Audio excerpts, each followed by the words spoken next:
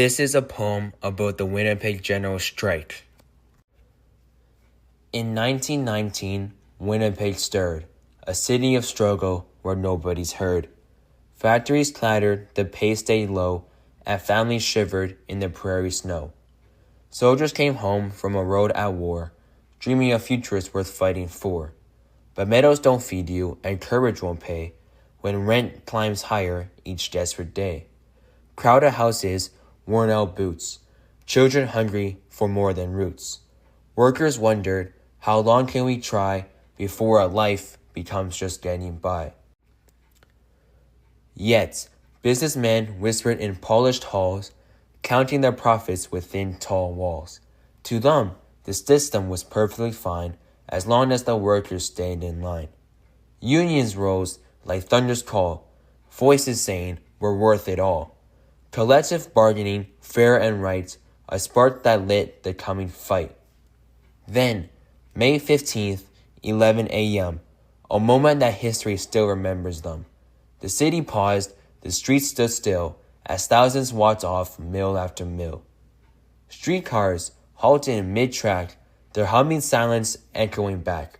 30,000 strong and brave, choosing justice over what they gave. But though the city's gears stopped turning, its beating heart kept quietly burning. Strikers ran the food and mail, kept peace alive on every trail. In unity, they found their might, a peaceful stand for workers' rights. But another chorus filled the air, a song of power built from fear. The citizens' community, wealthy and loud, called the strikers a dangerous crowd. Revolution, they cried in printed lies, stirring panic in worried eyes. Police refused to break the strike, so city leaders, cold and unlike, dismissed them all with ruthless speed, replacing them with men of greed, special constables, clubs in hand, ready to keep order across the land. Then, June 21st, Black Saturday came, a chapter etched in Winnipeg's name. A peaceful crowd, a rising shout, citizens gathered to speak their doubts. But then, a streetcar, run by a few strikebreakers who pushed it through, rolled like a symbol of deep disdain, a spark that ignited the city's pain. The crowd pushed back, the car was turned, its window sides were cracked and burned. Flames lit high like wounded cries, a city watching hope collide. Mounted police charged through the mass, hooves and batons that showed no class. Shots rang out, the people ran, fear poured out across each man. When smoke cleared from the broken day, 2 souls has been taken away.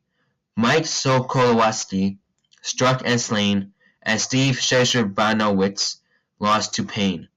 Their names are now etched in history page, 2 workers silenced in their rage. The strike, now weakened, bowed to force and ends its fight without remorse. June 25th, the city sighed, as tired workers swallowed pride. Some returned to work again, others fired, no if or when. Leaders jailed, accused and betrayed, for standing where no other stayed. Yet, from that struggle, something grew, a seed of change, both real and true. New labor laws, protections gained, safer working rights remained. The echoes formed a future voice, a country learning to make a choice.